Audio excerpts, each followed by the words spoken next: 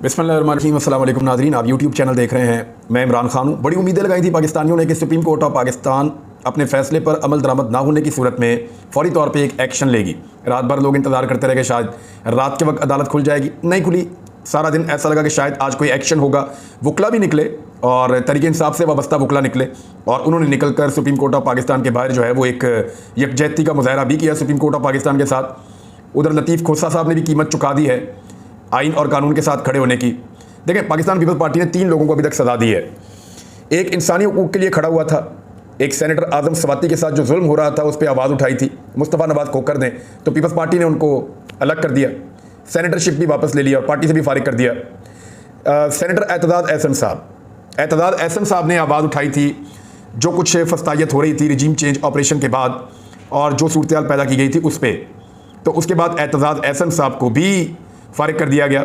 अब लतीफ़ खोसा साहब जो हैं वो इस मौके पर आईने पाकिस्तान के साथ खड़े हुए, उन्होंने कहा 90 दिन के अंदर इलेक्शन होता है और ये आइन के मुताबिक है। वैसे ये बात जो है वो रज़ा रब्बानी साहब ने भी की है, लेकिन बज़ाहिर ऐसा दिखाई देता है कि रज़ा रब्बानी साहब ने जो बात की है वो अपनी पार्टी की क़यादत की मर्ज़ी से की है, क्योंकि कई मरतबा पूछने के बावजूद रज़ा रब्बानी साहब बोल नहीं रहे थे। अब जो उन्होंने नुक्ता बयान किया है, गालिबन ऐसा लगता है कि ये बोलने के पीछे वजह यह है कि जरदारी साहब पीडीएम की जमातों पे दबाव डालना चाहते हैं कि देखें मेरी पार्टी के अंदर से दबाव आ रहा है आइन के साथ खड़े होने के लिए, तो मैं उस दबाव को बर्दाश्त कर रहा हूँ, तो चलो मुज़ाकरात वगैरह करते हैं। क्योंकि जरदारी साहब को अब इशारा दिया गया है कि आप सियासी जमातों को पाकिस्तान तहरीक इंसाफ के साथ एंगेज करना शुरू करें और इस एंगेजमेंट में जितना टाइम आप गेन कर सकें वो आप गेन करें और मामलात को लंबा लेकर चलें। अभी कुछ एंगेजमेंट की ज़रूरत है, क्योंकि देखें दूसरे सारे हरबे इस्तेमाल करके देख लिए, काम बना नहीं अभी तक। तो रज़ा रब्बानी साहब के खिलाफ कोई एक्शन नहीं हुआ। बहरहाल 3 जो अहम लोग हैं पाकिस्तान पीपल्स पार्टी के, उन्हें फारिग कर दिया गया है। आज के दिन जब इंतजार किया जा रहा था कि सुप्रीम कोर्ट ऑफ पाकिस्तान तौहीन अदालत के लिए कोई नोटिस लेगी, कोई मामला आगे बढ़ेगा, तो ऐसा हुआ नहीं। इलेक्शन कमीशन ने पंजाब के इंतखाबात के फंड्स की दस्तयाबी के मुतालिक report supreme court of Pakistan में जमा करवा दी है। ये 1 सफ़े पर मुश्तमिल रिपोर्ट है मुबैना तौर पे। इलेक्शन कमीशन हुकाम रजिस्ट्रार सुप्रीम कोर्ट के दफ्तर गए और एक रिपोर्ट वहाँ जमा करवाई। सुप्रीम कोर्ट ने 4 अप्रैल को वफाकी हुकूमत को इंतखाबात के लिए 10 अप्रैल तक 21 अरब जारी करने का हुक्म देते हुए इलेक्शन कमीशन को 11 अप्रैल को फंड मिलने या ना मिलने के हवाले से रिपोर्ट पेश करने की हदायत की थी। अब इलेक्शन कमीशन ऑफ पाकिस्तान ने अदालती हुक्म के मुताबिक अमल किया है। देखें, इलेक्शन कमीशन ऑफ पाकिस्तान को जब अदालत ने कहा कि इलेक्शन में जाना और ये तारीखें, तो उन्होंने जाकर बाकायदा एक शेड्यूल जारी कर दिया। उसके बाद इलेक्शन कमीशन ऑफ पाकिस्तान को अदालत ने यह कहा कि आपको फंड्स मिले तो तब भी, ना मिले तो तब भी, और आपने ये रिपोर्ट जमा करवानी है 11 अप्रैल को। तो रिपोर्ट जमा करवा दी है इलेक्शन कमीशन ऑफ पाकिस्तान ने। सुप्रीम कोर्ट ने वफाकी और निगरान पंजाब हुकूमत को सिक्योरिटी प्लान भी इलेक्शन कमीशन को जमा करवाने का हुक्म दे रखा था। सिक्योरिटी प्लान 16 अप्रैल तक जमा करवाने का हुक्म दिया गया है। सुप्रीम कोर्ट ने 14 मई को पंजाब में इंतखाबात करवाने और इलेक्शन कमीशन वफाकी और सूबाई हुकूमतों को इसके लिए इक़दाम करने की हदायत दे रखी हैं। अच्छा, सिक्योरिटी प्लान जो है ना वो सूबाई हुकूमत पंजाब को तो देना पड़ जाएगा, और उनको इसलिए देना पड़ जाएगा क्योंकि वो निगरान हुकूमत है और वो घर भी जा सकते हैं, मुंतखब नुमाइंदे नहीं है।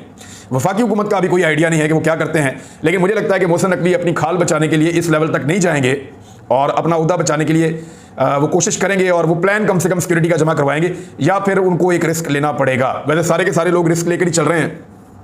होना तो ये चाहिए था कि आज अदालत सबको बुलाती और ये पूछती कि अदालती हुक्म के ऊपर तामील क्यों नहीं की गई और आईने पाकिस्तान से क्यों भागा जा रहा है, लेकिन वो सब जानते हैं कि इलेक्शन में जाना इस वक्त सूटेबल नहीं है और जितने हालात पैदा करने की कोशिश की जाती है कि इलेक्शन में जाना सहल हो जाए, आसान हो जाए, उतनी मुश्किलात बढ़ती चली जाती हैं। शहबाज शरीफ साहब ने स्टेटमेंट दिया होगा, आपके सामने रखता हूँ। इलेक्शन में जाना सूटेबल नहीं है, एक सर्वे मुकम्मल हुआ है, उसकी कुछ चीज़ें मैं आपके सामने रख देता हूँ। अब तफसीलात जो है वो मुकम्मल आ चुकी हैं और मुकम्मल तफसीलात बड़ी इंटरेस्टिंग है। मैं 1 गो में आपके सामने रख देता हूँ ये तमाम तफसीलात, आपको आइडिया हो जाएगा कि इलेक्शन में क्यों नहीं जाना। रावलपिंडी डिवीजन की जो सीटें हैं जनाब, वो हैं जी टोटल 27 और 27 में से 24 जीत रही है पाकिस्तान तहरीक इंसाफ इस सर्वे के मुताबिक। 1 PMLN, 1 पीपल्स पार्टी और 1 आज़ाद उम्मीदवार के इम्कानात हैं। जेलम का जो ज़िला है वहाँ पे 3 सीटें हैं, तीनों की तीनों पाकिस्तान तहरीक इंसाफ जीत रही है। नून लीग, पीपल्स पार्टी, बाकी लोग कोई भी नहीं जीत रहे। नारोवाल के अंदर 5 सीटें हैं। ये एहसन इकबाल साहब का इलाका, ये वाहिद एरिया है पंजाब में जहाँ पे PMLN PTI से आगे है और वो 3 सीटें जीत रही है 5 में से, और 2 सीटें पाकिस्तान तहरीक इंसाफ आगे जा रही है। पीपल्स पार्टी वगैरह सब फारिग। हाफिजाबाद 3 सीटें हैं, तीनों की तीनों पाकिस्तान तहरीक इंसाफ के हक में फैसला आया है और सर्वे के मुताबिक तहरीक इंसाफ जीत रही है। मंडी बहाउद्दीन 3 सीटें हैं, 4 सीटें हैं टोटल, 4 में से 1 सीट पे PMLN जीत रही है, 3 सीटों पे PTI जीत रही है। इसी तरह गुजरावाला में नशस्तों की तादाद 14 है। पहली मरतबा ऐसा हुआ कि कोई जमात क्रॉस कर गई है PMLN को। 14 सीटों में से 8 सीटें PTI जीत रही है, 6 सीटें नून लीग जीत रही है। गुजरांवाला एक मजबूत हब है, हमेशा से रहा है नून लीग का, यहाँ पे वो PTI से पीछे चली गई, ये उनके लिए काफ़ी तशवीशनाक बात है। 11 सीटें हैं जी सियालकोट ज़िले की, ये ख्वाजा आसिफ साहब का। यहाँ पे 8 सीटें PTI जीत रही है और 3 सीटें नून लीग जीत रही है। ये सर्वे जो नया आया है ये उसके मुताबिक मैं आपको बता रहा हूँ, ये रिपब्लिक पॉलिसी थिंक टैंक है, वो ये बता रहा है। गुजरात में 7 सीटें, 7 की 7 PTI जीत रही है। तो चौधरी भी अभी इधर आ गए हैं, उनका भी इन्फ्लुएंस है, लेकिन गुजरात के अंदर कुछ फैक्टर्स ऐसे हैं जहाँ PMLN मजबूत है, लेकिन जब हल्का टू हल्का देखते हैं तो 7 सूबाई असम्बली की नशिस्तों में से मुबैना तौर पर इस सर्वे के मुताबिक एक भी PTI नहीं हार रही। अटक में 5 सीटें हैं, 5 की 5 पहले भी ये PTI ने जीती थी, अब दोबारा पाकिस्तान तहरीक इंसाफ जीत रही है। रावलपिंडी का जो ज़िला है वहाँ पे 1 सीट पीपल्स पार्टी और 1 आज़ाद उम्मीदवार जीत रहा है।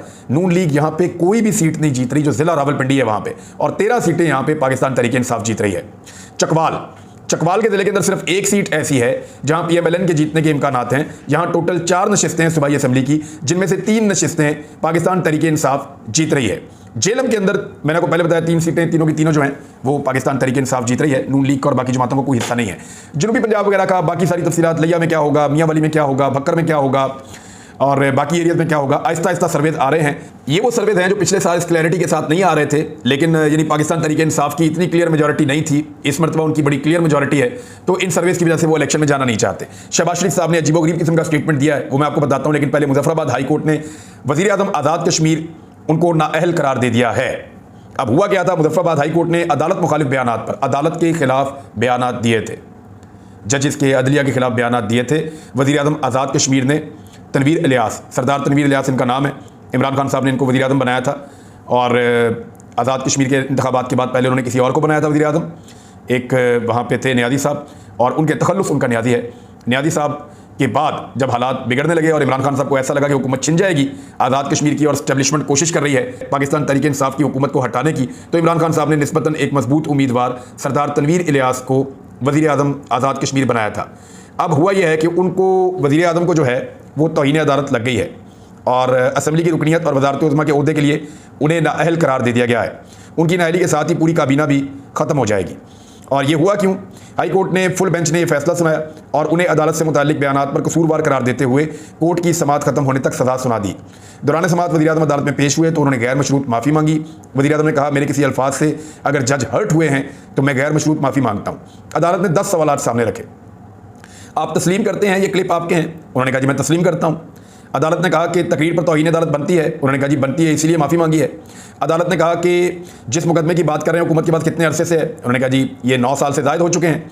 अदालत ने कहा बात दुरुस्त है कि आपने अदालती अहकामात को खिलवाड़ करार दिया। उन्होंने कहा जी मैं माफ़ी मांगता हूँ इसके ऊपर। उन्होंने कहा आपका पिछला रिकॉर्ड दुरुस्त नहीं है। वज़ीर आज़म ने कहा कि नहीं आइंदा ऐसी गलती नहीं होगी। अदालत ने कहा आप यकीन दिलाते हैं कि आइंदा ऐसी मीडिया टॉक नहीं करेंगे? उन्होंने कहा जी आइंदा नहीं करूँगा। अच्छा, इसके बाद शोकाज नोटिस भी जारी किया जाएगा क्योंकि आपका साबिका रिकॉर्ड अच्छा नहीं है, आप अदालतों के खिलाफ मीडिया टॉक का हिस्सा बनते हैं। तो अदलिया मुखालिफ बयानात आपने दिए, इसके बाद जनाब अदालत ने नोटिस लिया था और फिर हुआ ये कि वज़ीर आज़म आज़ाद कश्मीर वज़ाहत के लिए तलब किए गए। और रियासती तारीख में आज़ाद कश्मीर की जो रियासत है उसकी तारीख में कभी भी वज़ीर आज़म को पहली मरतबा दोनों आला अदालतों ने एक ही दिन तलब किया है। और उसके बाद सरदार तनवीर इलियास जो हैं वो उनके ऊपर अब तौहीन अदालत लग गई है और वज़ीर आज़म आज़ाद कश्मीर को नाअहल करार दे दिया गया है। अच्छा, ये वो चीज़ें हैं जो सरदार तनवीर इलियास साहब से मंसूब हैं कि अदालत की तौहीन की और अदालत की तौहीन करने की वजह से उनको फारिग कर दिया गया। अब बहुत सारे लोग इसके पीछे ढूंढेंगे कि ये एस्टेब्लिशमेंट क्योंकि खिलाफ थी सरदार तनवीर इलियास के, तो एक छोटी सी चीज़ को भी बड़ा बना के अदालत ने फारिग कर दिया। लेकिन आपको मैं एक चीज़ बताता हूँ, ये फ़र्क तो रहेगा। सरदार तनवीर इलियास से ज़्यादा अदालतों के साथ बदतमीज़ी नवाज शरीफ ने, मरियम नवाज़ ने, मौलाना फजल रहमान ने और बाकी लोगों ने की है। इवन पीपल्स पार्टी के लोग थोड़े मोहतात रहते हैं लेकिन उन्होंने भी की है। पीडीएम की जमातों ने, खासतौर पे PMLN ने और फजल रहमान साहब की पार्टी ने सुप्रीम कोर्ट ऑफ पाकिस्तान के मुअज़्ज़िज़ जज साहिबान के बारे में जो बातें की वो सरदार तनवीर इलियास की बातों के मुकाबले में ज़्यादा हैवी हैं। लेकिन क्योंकि एस्टेब्लिशमेंट सरदार तनवीर इलियास के ख़िलाफ़ है और अदालत ने वहाँ पर एक फ़ैसला किया और वज़ीर आज़म को फारिग कर दिया, नाअहल कर दिया, तो इसी तरह मुझे लगता है कि सुप्रीम कोर्ट ऑफ पाकिस्तान को भी चाहिए कि उन लोगों को तलब करें, उनकी सरजनिश करें और उनको नाअहल करें जिन्होंने अदालतों की तौहीन की है और ख़ासतौर पे जजेस के नाम लेकर और उनके फ़ैसलों की भी तौहीन की है और अदालतों को तकसीम करने की एक भोंडी कोशिश की है। जैसे आज़ाद कश्मीर के अंदर हाई कोर्ट में जजेस ने एक सख्त किस्म का क्राइटेरिया अपनाया। आइंदा किसी वज़ीर आज़म की जरूरत नहीं होगी वहाँ पे कि वो ऐसी कोई हरकत करे। इसी तरह सुप्रीम कोर्ट ऑफ पाकिस्तान को भी एक्शन लेना चाहिए उन लोगों के खिलाफ जो लगातार सुप्रीम कोर्ट ऑफ पाकिस्तान पर कीचड़ उछाल रहे हैं। यानी ये दो अलग अलग क्राइटेरियाज हो नहीं सकते, क्योंकि सरदार तनवीर इलियास के खिलाफ है एस्टेब्लिशमेंट, तो वो देखें आप फारिग हो गए। लेकिन दूसरी जानिब पीडीएम की जमातों के हक में है एस्टेब्लिशमेंट, तो आप देखें वो लगातार धमकियां लगा रहे हैं, लगातार बदतमीजी कर रहे हैं, तौहीन कर रहे हैं अदालत की, तो उनके खिलाफ कोई एक्शन नहीं हो रहा। तो सुप्रीम कोर्ट ऑफ पाकिस्तान एक ताकतवर इदारा है, पाकिस्तान का एक सुतून है और अपनी इज्जत वो खुद करवा सकते हैं। जो लोग तौहीन कर रहे हैं, एक तो उनके फैसले उनकी इज्जत करवाते हैं, दूसरा कानून की ताकत इज्जत करवाती है। इन लोगों को नाअहल होना चाहिए। मैंने आपसे कहा था कि ये बिल चैलेंज हो जाएगा अदालत के अंदर। ये जो supreme court practice and procedure bill जो बनाया है हुकूमत ने, जिसमें चीफ जस्टिस ऑफ पाकिस्तान के इख्तियारात कम करने की कोशिश की जा रही है, मैंने पहले भी कहा था कि ये चैलेंज हो जाएगा। मोहम्मद शाफे मुनीर एडवोकेट हैं, उन्होंने supreme court practice and procedure bill 2023 को अदालत उज़्मा में चैलेंज किया है और इस्लामाबाद हाई कोर्ट में यह चैलेंज किया गया है। दरख्वास्त गुजार की जानिब से सदा की गई है कि सुप्रीम कोर्ट के रूल्स बनाने का इख्तियार सिर्फ अदालत उज़्मा को ही हासिल है। यानी सुप्रीम कोर्ट के जो रूल्स हैं वो आईने पाकिस्तान के मुताबिक अदालत उज़्मा खुद बनाएगी, कोई और नहीं बनाएगा। Supreme court practice and procedure bill 2023 को गैर कानूनी और गैर आईनी करार दिया जाए। दूसरी जानिब सुप्रीम कोर्ट की प्रैक्टिस एंड प्रोसीजर तरामीम 2023 इस्लामाबाद हाई कोर्ट में भी चैलेंज कर दी गई हैं। अच्छा, अब ये वकील सईद आफ्ताब ने इस्लामाबाद हाई कोर्ट में दरख्वास्त दायर की और एक वहाँ पे भी हो गई। मैंने आपसे कहा था कि ये चैलेंज किया जाएगा, ये चैलेंज कर दिया गया है और मुझे नहीं लगता कि सुप्रीम कोर्ट ऑफ पाकिस्तान के ऊपर इस किस्म का कुल्हाड़ा चलाने की जजेस या वकला या अदलिया से जुड़े सारे जो तबकात हैं वो इसकी इजाज़त देंगे, मुझे ऐसा नहीं लगता। लेकिन फिलहाल फौरी तौर पर उसको दोबारा सदर पाकिस्तान को भेज दिया गया है। मंजूर करने के बाद बहुत जल्दी है, इनको जैसे नैब का कानून धड़ाधड़ जल्दी जल्दी मंजूर किया था, ऐसे ही इसको भी इन्होंने मंजूर किया है। तो इसमें सुप्रीम कोर्ट के हवाले से ये बिल सदर पाकिस्तान को भेजा, 10 दिन में दस्तखत करते हैं तो ठीक है, नहीं तो 11वें दिन ये कानून बन जाएगा। लेकिन मेरे ख्याल में कानून बनने के बाद या बनने से पहले ये मामला सुप्रीम कोर्ट और हाई कोर्ट के अंदर उड़ जाएगा और सुप्रीम कोर्ट के इख्तियारात कम नहीं किए जा सकते। इससे जस्टिस काजी फ़ायद ईसा साहब बहुत मुतासिर होंगे। वो बड़े एक्टिव जज हैं, बड़े दिलेर जज मशहूर हैं, तो उनको ये इख्तियारात चाहिए होंगे जो इख्तियारात उमर अता बंदयाल से छीनने की कोशिश की जा रही है। अब एक और चीज़ है कि वज़ीर आज़म ने कुछ अजीबोगरीब बातें की हैं। शहबाज शरीफ ने, इम्पोर्टेड वज़ीर आज़म कहते हैं कि वज़ारत उज़्मा का मनसब संभालने का 1 साल मुकम्मल हो गया है, इक़्तिदार संभाला तो इंतहाई हालात मुश्किल थे। ये एक आम पाकिस्तानी से पूछिए कि हालात मार्च 2022 में मुश्किल थे या मार्च या अप्रैल 2023 में मुश्किल है, आम आदमी आपको फ़ौरन बता देगा। उन्होंने कहा कि गैर मामूली वाक़या था तहरीक-ए-दम एतमाद का कामयाब होना, नहीं एस्टेब्लिशमेंट आपके साथ थी, बहुत मामूल का वाक़या था, सारी ताकतें आपके साथ थी। उन्होंने कहा पीडीएम हुकूमत इक़्तिदार में आई और एक गैर मकबूल हुकूमत का खात्मा हुआ। अगर वो हुकूमत गैर मकबूल होती तो पाकिस्तानी मिठाइयाँ बांटते मियाँ साहब।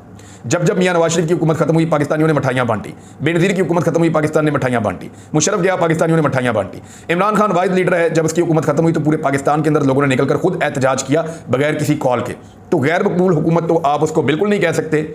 हाँ, ये कह सकते हैं कि वो आज जितनी मकबूल नहीं थी, और अगर इतनी गैर मकबूल है तो फिर आप आज इलेक्शन करवा दें। आप इलेक्शन क्यों नहीं करवाते? फिर इन्होंने कहा कि जी फेटफ की ग्रे लिस्ट से निकलने में कामयाब हुआ पाकिस्तान को, तो आपके आते ही हो गया था। और वो इकदाम तो पाकिस्तान तहरीक इंसाफ के दौरान हुकूमत, पाकिस्तान की फ़ौज और पाकिस्तान की उस वक्त की हुकूमत दोनों ने मिलकर इकदाम उठाए थे, जिसके नतीजे में पाकिस्तान फेटफ की ग्रे लिस्ट से निकला था। एक चीज़ और, शहबाज शरीफ बार बार कहते हैं कि पाकिस्तान को डिफ़ॉल्ट हो जाएगा, इसका प्रोपेगेंडा किया गया। ऐसा नहीं है। हमने जब भी कहा, हमने कहा खुदा न खास्ता पाकिस्तान डिफ़ॉल्ट की तरफ चला जाएगा। ये आपके वज़ीर दिफा ने बबांगे दोहल कहा आकर, और आपके साबिक वज़ीर ख़जाना ने भी कहा कि पाकिस्तान डिफ़ॉल्ट हो चुका है। ये हमने नहीं कहा, ये आपके वज़ीर दिफा ने कहा, ये उनकी ख्वाहिश थी, उनकी खबर थी, हम ये नहीं कह रहे थे। और आप किसी बिजनेसमैन को बुलाकर पूछ लें, वो बेचारे सर पीट रहे हैं। बहरहाल सरदार तनवीर इलियास की नाअहली के बाद पाकिस्तान तहरीक इंसाफ आज़ाद कश्मीर की क़यादत का इजलास तलब किया गया है। इमरान खान साहब कोशिश करेंगे कि दोबारा आज़ाद कश्मीर में हुकूमत पाकिस्तान तहरीक इंसाफ की बने, लेकिन एस्टेब्लिशमेंट दूसरी तरफ से खेल रही है। देखते हैं वो वहाँ क्या कर पाते हैं। नवाज शरीफ के हवाले से और मरीम नवाज़ के हवाले से और इमरान खान का एक बड़ा अहम स्टेटमेंट है, उसके हवाले से मैं एक वीलॉग और करता हूँ, वो आप अगले वीलॉग में आप देखेंगे। कुछ हक़ाइक़ हैं जो मैंने आपके सामने रखने हैं, कुछ झूठ हैं जो बेनकाब हुए हैं। अगले वीलॉग में अब तक लेते हैं। अपना ख्याल रखिएगा, अपने चैनल का भी। अल्लाह हाफ़िज़।